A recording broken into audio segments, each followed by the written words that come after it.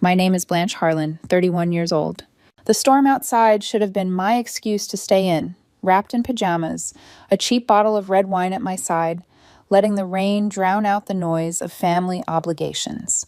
But instead, I was here, heels clicking down a polished hallway, rehearsed smile already aching at the corners of my mouth. I froze mid-step when I heard my cousin Vanessa's voice float over the laughter of bridesmaids. 15,000 for a wedding gift? You're such an amazing sister. The words hit like a slap. My hand tightened around the strap of my handbag. Inside it, a gift card I had purchased only 2 days ago. 5,000. Months of skipped lunches, canceled weekend trips, and late nights at the office poured into that single figure. And now, to everyone else, it had magically tripled. Vanessa turned, her champagne glass catching the chandelier light, nearly spilling as she spotted me. Her eyes widened. Oh, was it supposed to be a surprise?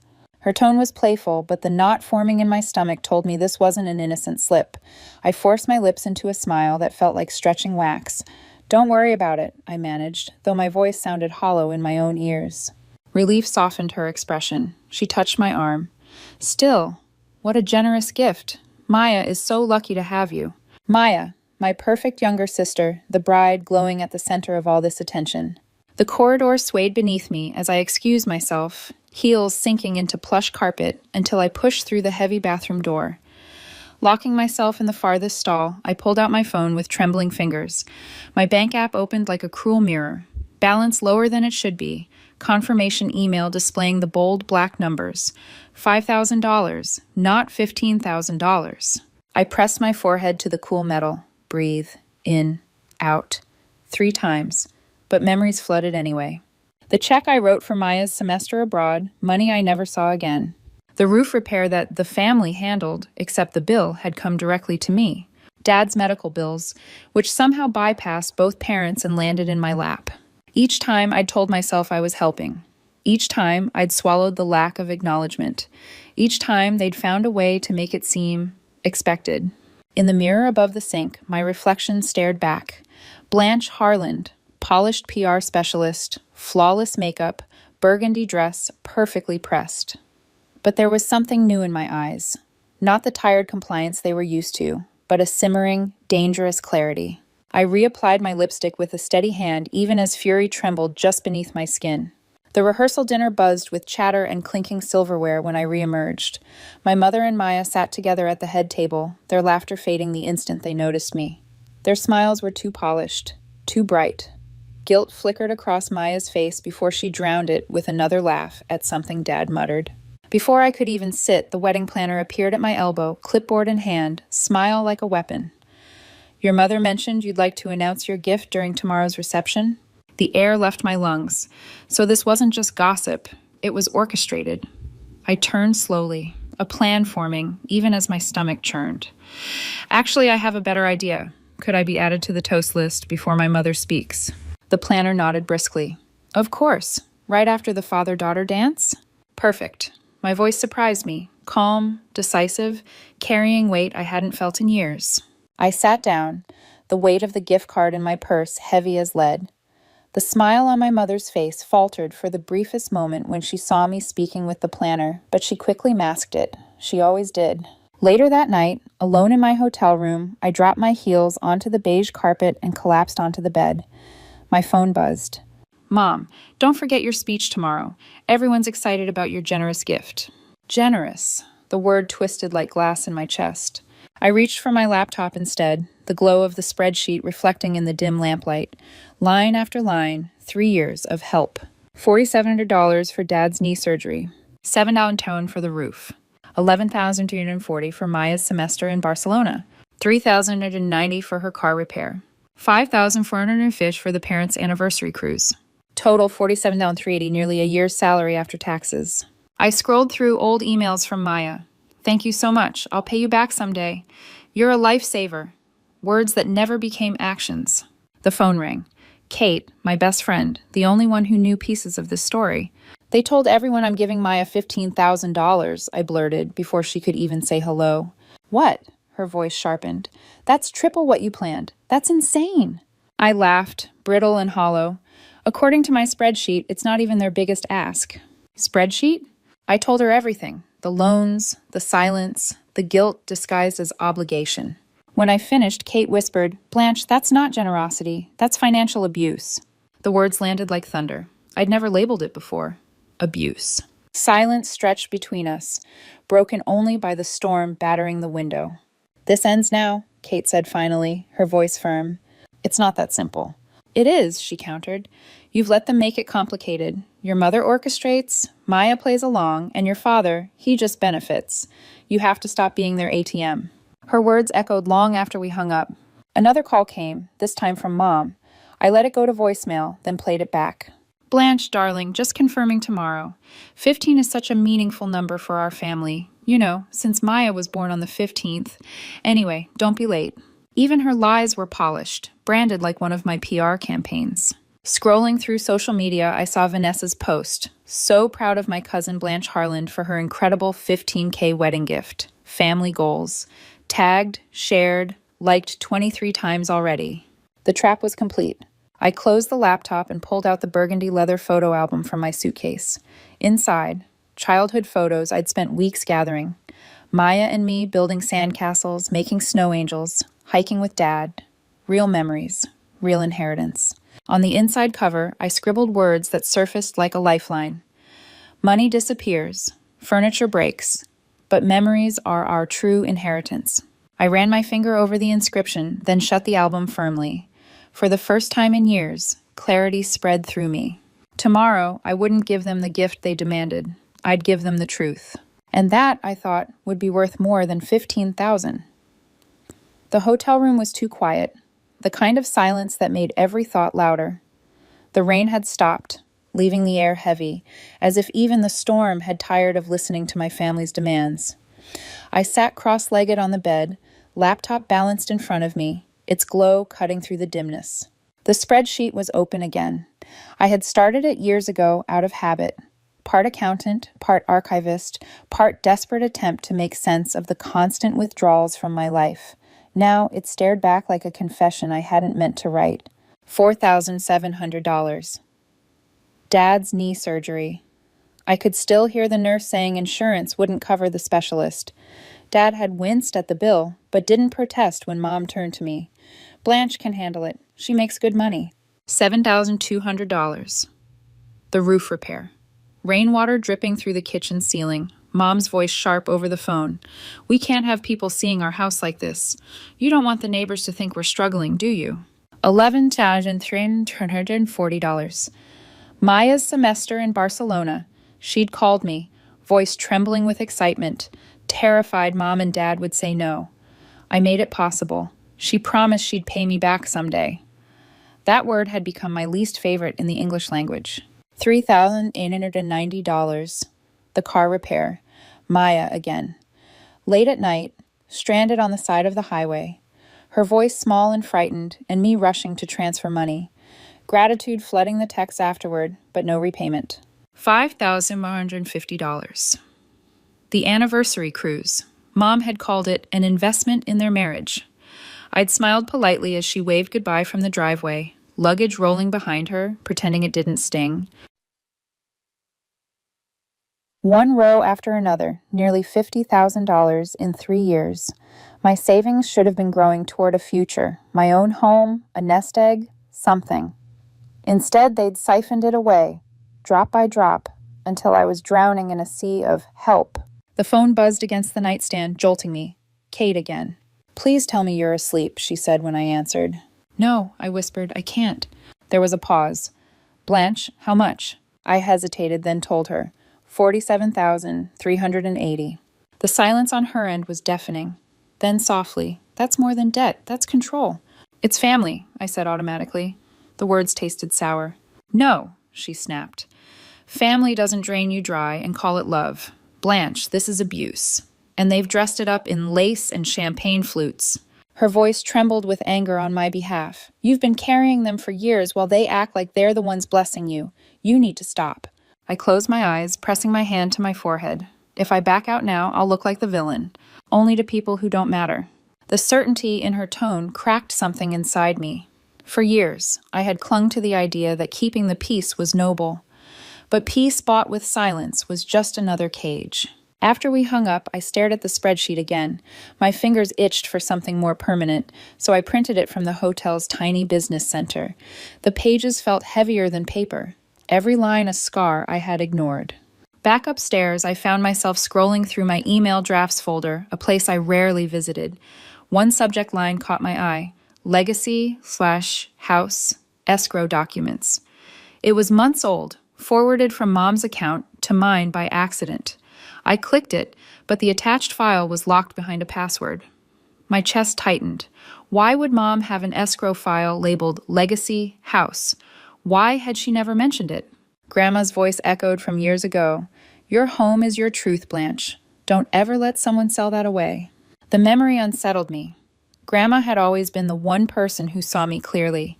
She died when I was in college, but I remembered the way she'd squeeze my hand and whisper wisdom-like secrets. Could this file have something to do with her estate?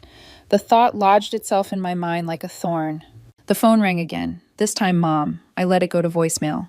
Blanche, darling, everyone's so excited about tomorrow. 15 is such a meaningful number for us, since Maya was born on the 15th. Don't disappoint. Her tone was sugary, but I could hear the iron underneath. Perception is reality, she used to say. And I had built a career in PR repeating the same mantra, but now it felt like a knife turned against me. I shut the voicemail off and reached for the burgundy photo album again. Turning the pages, I saw us as children. Maya clinging to me at the lake, Dad smiling wide before years of retreat dulled his edges. Mom younger, softer, before perfection became her religion. Honesty is the only gift that never breaks. Grandma's words again, steady as bedrock. I wrote a draft of my speech on hotel stationery, the words scratching across the page. Not bitter, not petty, just honest. But each time I read it aloud, my throat caught. I redrafted, crossed out, tried again. Finally, exhaustion dragged me into restless sleep, the papers scattered on the nightstand, the photo album at my side. Morning light seeped through the curtains. The rehearsal breakfast blurred around me, compliments and knowing smiles pressing against my skin like too tight fabric. Everyone thought they knew who I was, the reliable daughter, the generous sister, the one who never said no. But in the quiet of that hotel room, staring at the spreadsheet and the locked file, I'd felt something new take root. Tomorrow, they would hear my truth, whether they liked it or not. The morning of the wedding arrived wrapped in the smell of hairspray and the shrill buzz of blow dryers. I sat in the salon chair, the stylist tugging at my hair until my scalp stung, my reflection framed by towers of makeup palettes and curling irons. Around me, bridesmaids giggled, their voices bubbling with champagne and gossip. Blanche, I just have to say, your gift is the talk of the weekend, one of them chirped, balancing a mimosa on her knee. 15,000. Wow. You set the bar for the rest of us. I smiled, because what else could I do? My hand stayed folded tightly in my lap, nails digging crescents into my palms. Family is important, I murmured, the phrase automatic, brittle. Across the room, Mom held court like a queen on Coronation Day, gesturing animatedly as she told some story about arranging the floral arches. Her voice carried, intentionally, over the laughter and the hair dryers. My Blanche always comes through for family, always. Her eyes met mine in the mirror, a flicker of triumph. She'd set the stage, and I was expected to play my part. The stylist twisted my hair too tight, my eyes watering. I couldn't tell if it was from the pain or the weight of those words. A tap on my shoulder. The wedding planner slipped me a folded note, her expression neutral, almost apologetic. From your mother, she whispered, then vanished back into the chaos. My fingers trembled as I opened it. Your announcement right after the father-daughter dance. Perfect timing for maximum impact. My stomach lurched. It wasn't just manipulation anymore, it was choreography, my role reduced to spectacle. I crumpled the note into my fist. Something cracked inside me. Not my resolve, my silence. Later, in the bridal suite, the air smelled of roses and perfume layered too thick. Maya sat in her gown, nervous fingers twisting around the lace hem. She looked beautiful, fragile almost. Her eyes flicked to me, guilty and uncertain, but she said nothing. I turned toward the mirror, adjusting the burgundy sash on my dress. The door creaked open, and Mom's reflection appeared behind me, her smile stretched too wide. There you are. she said softly, closing the door with deliberate care. Everyone's waiting. Her eyes met mine in the glass. Steel behind the sweetness. I've told everyone about the 15,000, Blanche. Don't embarrass us. The lie delivered directly this time. No whispers, no notes, no cousins spilling gossip. Just her, facing me without flinching. For a long moment, I didn't breathe. Then I turned slowly, photo album clutched like armor against my chest. My voice, when it came, surprised me with its steadiness. I never agreed to that amount, Mom. Her expression faltered, then hardened. Don't be difficult. You make more than enough to spare it. Family comes first. Yes, I said, my voice sharper now. Family does come first. That's why I'm doing this. Suspicion narrowed her eyes. Doing what? You'll see. The silence stretched between us, thick and dangerous. For the first time, she looked uncertain, as if she couldn't quite script my next move. Maya's voice broke the tension. Mom, maybe... But Mom silenced her with a look, then opened the door and swept out, her perfume lingering like smoke. I sank onto the edge of the bed, clutching the album. My pulse raced, but my hands were steady. I thought of Kate's voice on the phone, of Grandma's words about honesty, of the locked email file that whispered of secrets yet to come. The bridal suite door opened again, this time revealing Uncle William. He leaned on his cane, eyes twinkling, with something between sorrow and pride. He crossed the room slowly, his hand resting briefly on my shoulder. Some storms need to break, he murmured. His gaze flicked to the album in my lap. You'll be all right. The weight of his words steadied me more than he knew. Minutes later, I sought out the DJ near the ballroom entrance. He was fiddling with cables, oblivious to the storm brewing in the bridal suite. I handed him a folded card, my speech, rewritten 3 times since last night. Can you slap me before the mother of the bride? I asked. He glanced at the card, then at me. You sure? Positive. He studied my face for a beat, then nodded. Got it. As I walked away, I felt Mom's eyes on me, from across the room. Her smile brittle, her posture stiff. She knew something was shifting, though she couldn't yet see the shape of it. For years I had been predictable, the daughter who paid without protest, who smiled on cue, who never broke character.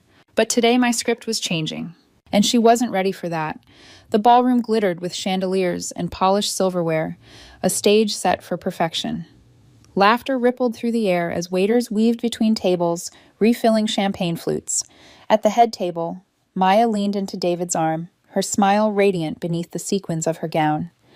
My mother adjusted her necklace, eyes scanning the room like a general surveying troops. The father-daughter dance ended in a swell of applause. Mom rose from her seat, ready to seize the microphone and complete the performance she'd choreographed for weeks. But before she could take a step, the DJ's voice cut in, steady and clear. And now, before we hear from the mother of the bride, Blanche Harland would like to say a few words. A ripple of surprise moved through the crowd. Mom froze, her champagne glass tilting dangerously. I stood, the legs of my chair scraping against the parquet floor. My heart pounded, but my hands remained still, no longer trembling. As I walked toward the microphone, whispers followed me like a current. Isn't that the sister who gave 15,000? She's so generous. What could she be saying? The spotlight was hotter than I expected. My mother's smile had hardened into something brittle, eyes narrowed, calculating. I took a slow breath, thumb brushing the edge of the microphone. I've thought a lot about what to give my sister today. Mom leaned forward, already rehearsing her follow-up. I could almost hear her inner script. My daughter, so generous, so selfless. But money, I continued, voice gaining strength, can be spent. Furniture can break. What lasts, what truly matters, are the moments we share and the honesty we live by. A murmur moved through the crowd. Maya's smile faltered, her fingers tightening around David's sleeve. I reached under the table and lifted the burgundy album. Its leather cover glistened beneath the chandelier light. This, I said, holding it up, is my gift. A history of who we are before numbers and obligations became the measure of family. I stepped toward Maya, opening to a photograph of us as children, sand clinging to our hair at the lake house. Remember this? You were afraid of the water. I taught you how to float. Her eyes shimmered, mascara threatening to smudge. She touched the photo with trembling fingers. Applause began, soft at first, then louder, growing until the sound filled the room. Uncle William was the first to stand, clapping firmly. A few relatives followed, nodding in quiet agreement. Mom rose abruptly, her smile fixed, but her eyes flashing fury. She tried to edge toward the microphone, but the DJ, bless him, stepped subtly into her path, his posture protective. Family isn't measured in dollars, I continued, my voice steady now. It's measured in love, in honesty, in the way we show up for each other when it matters most. That is worth more than 15,000 or 50,000. Gasps rippled through the guests. Some exchanged knowing glances. Aunt Judith whispered to her husband, her eyes soft with recognition. Maya clutched the album to her chest, her lips trembling. "Blanche," she whispered, voice breaking. I squeezed her hand gently. "Fill it with memories that are yours and David's. Not debts, not obligations. Truth." The photographer's flash captured the moment. Maya's tear-streaked face, my steady posture, the frozen fury etched into Mom's expression behind us. Applause swelled again, drowning out her attempts to interject. For the first time, the narrative slipped from her control. Afterward, as the music resumed and conversations buzzed, I felt a hand on my arm. Mom's nails dug into my skin, her smile fixed for any watching guests. "You've humiliated us," she hissed, voice low and venomous. "That album, that speech, what were you thinking?" I turned, meeting her eyes without flinching. I was thinking about honesty. Dad appeared at her shoulder, his jaw clenched, his eyes darting anywhere but mine. "Your sister deserved better, Blanche," he muttered. But before I could answer, Maya approached, clutching the album. Her gown swished softly against the polished floor. Her makeup was ruined, but her eyes were raw, searching. "Why did you have to make a scene?" she whispered, torn between hurt and recognition. "Because you were expecting a gift I never promised," I said quietly. "A gift our mother invented for me." Her face paled. She opened the album again, flipping through photos of childhood birthdays and school projects. For the first time, shame flickered across her expression. Guests nearby had begun to notice. Aunt Judith leaned closer, voice carrying just enough. About time someone said it. Uncle William joined us, his weathered face stern. "This has gone on too long," he said, his voice low but firm. Mom's mask cracked. "This is private family business," she snapped. "No," I said, my voice calm but sharp. "It stopped being private when you announced lies to a ballroom full of people." The wedding planner, clipboard clutched to her chest, stepped forward hesitantly. "Mrs. Harland, you gave me the figure. You told me 15,000 and asked me to highlight it during the parent speeches." Maya's breath hitched. She turned slowly toward Mom. "You... what?" The room's hum shifted, the weight of perception tilting. My mother stood rigid, eyes darting as though calculating an exit strategy. Finally, she hissed through clenched teeth. "Family helps family." "I agree," I said, "but not like this." The silence that followed was deafening. Then, without another word, Mom turned on her heel, her heels striking sharp against the marble floor as she stormed toward the exit. Dad trailed behind, as he always had, avoiding every eye in the room.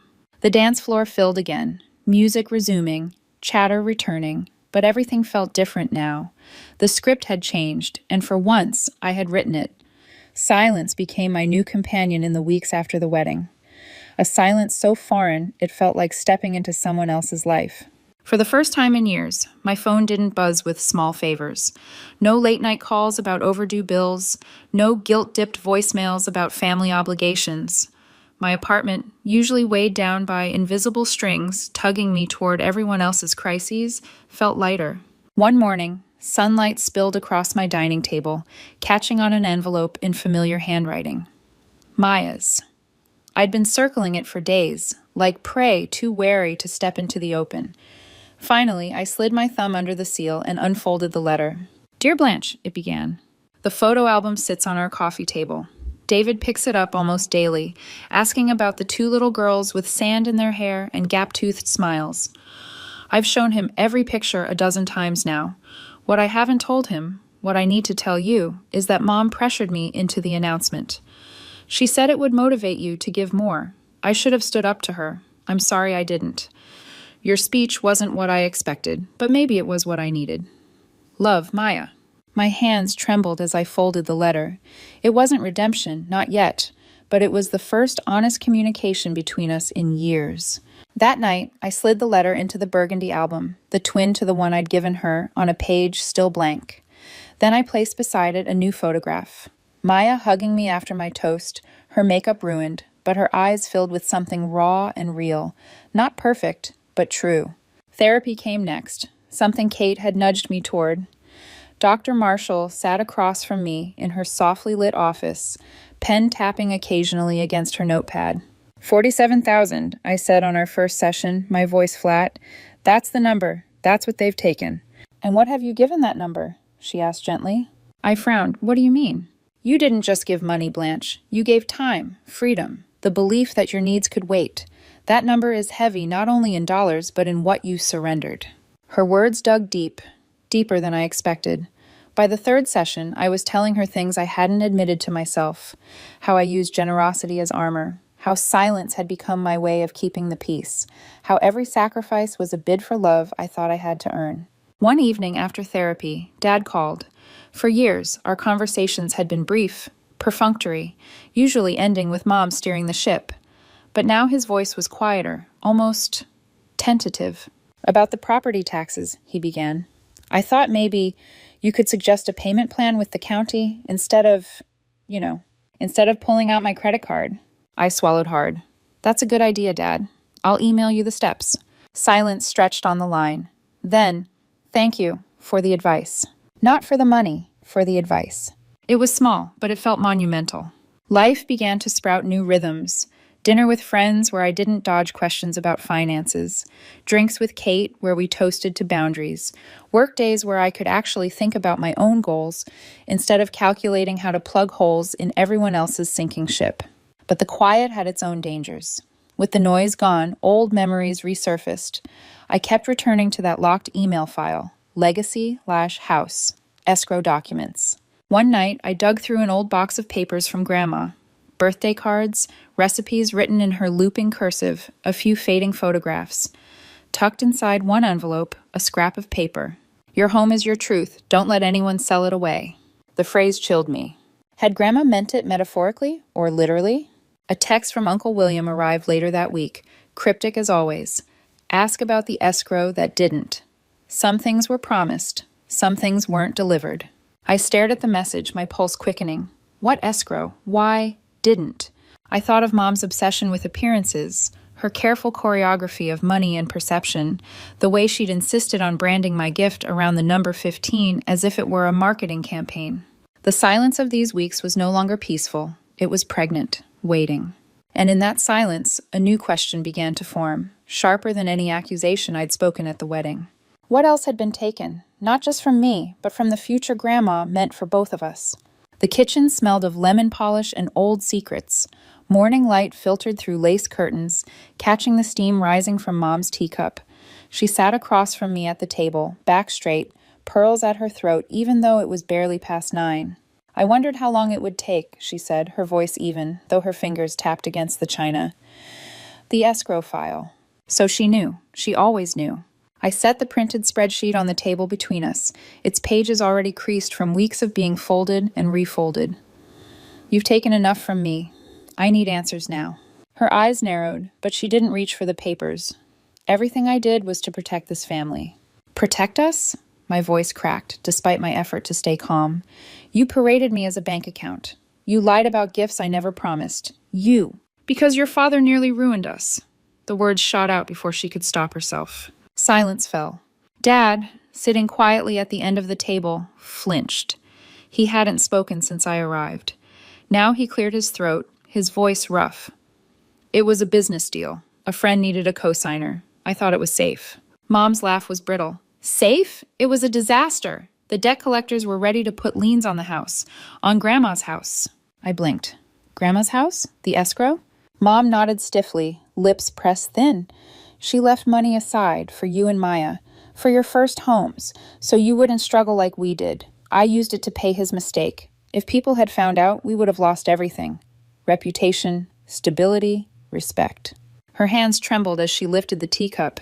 So yes, I leaned on you. You were strong, successful. You could bear it. Better you than everyone knowing your father failed us. The words stung deeper than I expected. They weren't excuses, they were confessions soaked in fear. You should have told me, I whispered. You think I wanted you to look at your father differently? Her voice broke for the first time. He made one mistake, and I cleaned it up. I wasn't going to let it define us. Dad's gaze dropped to his hands, thick fingers knotting together. She's right. I was a coward. I let her carry it, then I let her push it onto you. I'm sorry, Blanche. The kitchen seemed smaller, the walls pressing in. Years of silence, obligation, and performance had led here to a table where truth sat heavy, sour, and undeniable. I stared at the spreadsheet, the proof of every dollar siphoned from my life, and then at the words scrawled on Grandma's note tucked in my bag. Truth. I had 3 choices. I could expose them, drag every secret into the light until nothing remained but ruin. I could walk away, cut ties, and let the past rot behind me. Or I could choose a third path, one that demanded accountability, but didn't set fire to what scraps of family we still had. I reached into my bag and pulled out a fresh folder. This ends today. No more lies, no more perception games. Mom's eyes narrowed. And if I don't agree? Then I walk away for good. You lose not just my money, but me. Her face paled. I slid the folder across the table. Uncle William suggested this. A new escrow account. Transparent, joint oversight. Any family money goes here, managed with full records. If Maya needs help, if you and Dad have a crisis, it comes from that, not from me alone. And it gets replenished, not forgotten. Mom bristled. You'd put William in charge of us? No, I said firmly. I'd put honesty in charge. Silence again. The ticking of the kitchen clock grew loud. Finally, Mom exhaled, shoulders sagging, as though decades of performance had finally caught up to her. And the past? She asked softly. The past stays written, I said, tapping the spreadsheet. Every line, every cent. But we stop adding to it. Dad nodded, relief flickering in his tired eyes. It's fair. Mom looked at him, then at me. Her hands tightened around her teacup until I thought it might shatter. But when she spoke, her voice was quieter than I'd ever heard. All right, we'll try it your way. For the first time, she looked less like a director of a stage and more like a woman caught in her own web. I stood, gathering my papers, my pulse still unsteady. One more thing, I said. Grandma's legacy wasn't yours to rewrite. It was ours. Don't take that from us again. Her eyes glistened, but she said nothing. As I walked toward the door, Dad called after me. Blanche? I paused. There's more, he said, his voice low, almost ashamed. About that business deal. It wasn't just a friend. It was family. My breath caught. Who? I asked. His gaze dropped. Your uncle, William. The floor seemed to tilt beneath me. The word hung in the air like smoke. William. I turned back toward my father. What do you mean? He wouldn't meet my eyes. The loan I co-signed. It wasn't for some stranger. It was for your uncle. He came to me desperate. Said he just needed time. Said the bank wouldn't give him another chance. I thought I was helping family. Family. That poisoned word again. All the times Uncle William had clasped my shoulder, told me, some storms need to break. All the knowing looks, the quiet approval when I'd spoken the truth at the wedding. Had he been guiding me toward honesty or absolving his own guilt through me? Mom's jaw tightened. I told him it was reckless, but your father wouldn't listen. And when the debt collectors came, I had no choice. The escrow was the only way to keep this house, to keep our name from rotting in whispers. And you let me believe William was the one person who stood beside me, I said, voice shaking. You let me trust him. Dad's voice cracked. He didn't know we used the escrow. He thought I'd handled it. I never told him. The room spun. If that was true, William had carried his own guilt, thinking Dad had absorbed the fallout. Or maybe he suspected, but kept silent because the lie suited him. That afternoon, I drove to William's house. The porch creaked under my heels as I knocked. He answered slowly, leaning on his cane, his weathered face softening when he saw me. Blanche, he said warmly, I wondered when you'd come. Did you know? My voice was sharp, the question slicing through the spring air. His eyes clouded. Know what? That the escrow Grandma left for us, the one meant for Maya and me, was drained to pay your debt. For a heartbeat, silence. Then his shoulders slumped. So they finally told you. It felt like a slap. So it's true? He gestured toward the porch swing. Sit. Let me explain. I stayed standing. I was drowning, Kay, he said quietly. The business was failing. Your cousin's still in school. I asked your father for help. He signed, thinking it was a bridge, but the bridge collapsed. When I found out Eleanor had used the escrow, I begged her to tell you girls. She refused, said truth would break the family apart. His gaze lifted to mine. I thought she was wrong, but I didn't fight hard enough, and I let you grow up thinking you owed everyone, when really, they owed you. Rage surged through me. You let me carry this family on my back while you played the wise uncle. Do you know how many nights I worked until dawn? How many times I told myself silence was strength because you told me storms needed to break? His eyes shone with regret. I said storms needed to break because I hoped one day you'd do what I couldn't, force the truth into the open. The porch creaked beneath us. Somewhere inside, a clock chimed the hour. So what now? I asked. He took a shaky breath. If you want, I'll sign over what's left of my land. It's not much, but it's clean. No liens, no debt. A way to start replenishing what was taken. I stared at him, heart torn between fury and the faintest ember of gratitude. He was offering atonement, but it didn't erase the years of silence. Later that evening, I returned to my apartment. The burgundy album lay open on the table, Maya's letter tucked beside it. Grandma's words echoed in my head. Honesty is the only gift that never breaks. The choice was mine now. I could scorch the earth, expose everything publicly, watch their reputations crumble. I could walk away, lock every door, let them eat the silence they'd forced on me. Or I could take William's land, rebuild the escrow under my terms, force transparency, and demand a new covenant. No more hidden debts, no more perception games, no more silence. None of the paths erased betrayal. None erased 47,000 stolen in plain sight. But maybe, just maybe, one path offered a future where truth, however jagged, could still stitch a family back together. I closed the album, my decision pressing against my chest like a stone. Tomorrow I would call William, call Maya, call even my parents. Not to ask, to tell.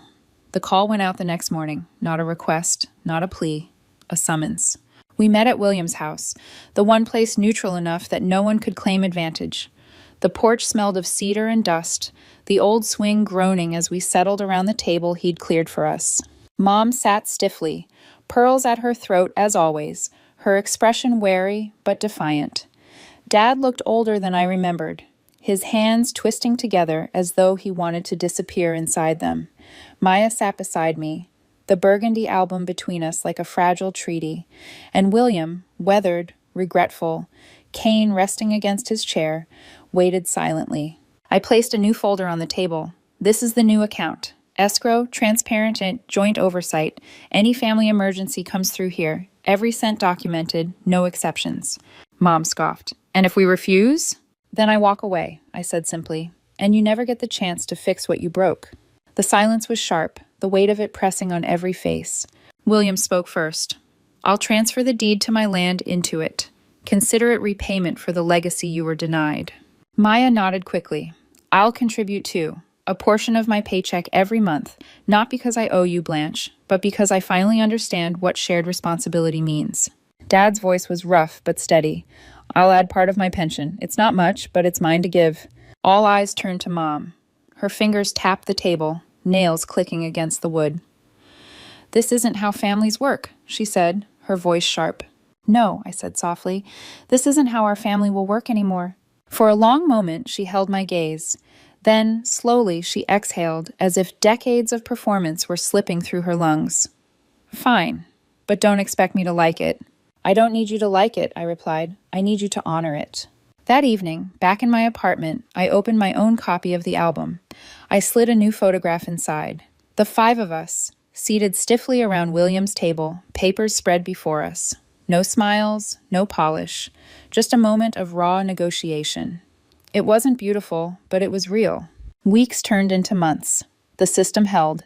When Maya's car needed work, she drew from the escrow, then replaced the money the following month.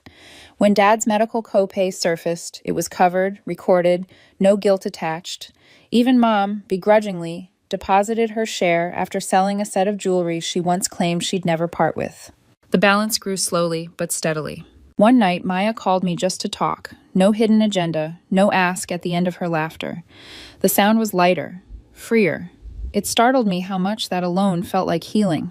Therapy continued too. Dr. Marshall smiled when I told her about the escrow. You shifted the system, she said. Not just for yourself, but for them. That's rare. But she also warned me, transparency doesn't erase scars. Some wounds leave shadows. Be ready for that. She was right. The scars remained. I still felt my body tense when Mom called. half expecting manipulation. I still hesitated when Maya asked for coffee, waiting for the inevitable ask that never came. And William, though generous now, still carried the shadow of betrayal in my eyes. Trust was not rebuilt overnight. Yet something had shifted. Silence no longer felt like a cage. It felt like choice. On the anniversary of Grandma's passing, we gathered at the cemetery. The air was cool, the grass damp beneath our shoes. I placed the album at the base of her headstone, flipping it open to the inscription I had written months ago. The true wealth of family is measured in honesty, not dollars. Mom stood beside me, quiet for once. She traced the words with a trembling finger. "She would have been proud of you," she whispered. I didn't answer. Pride wasn't the point. Truth was. As the others drifted back to the cars, I lingered a moment longer. The sun broke through the clouds, warm on my face. For the first time in years, I felt untethered, not from my family, but from the weight of their expectations. I walked away carrying not debt, not silence, but something cleaner. Boundaries. And in that, I finally found the gift Grandma promised, a home built not on perception, but on truth.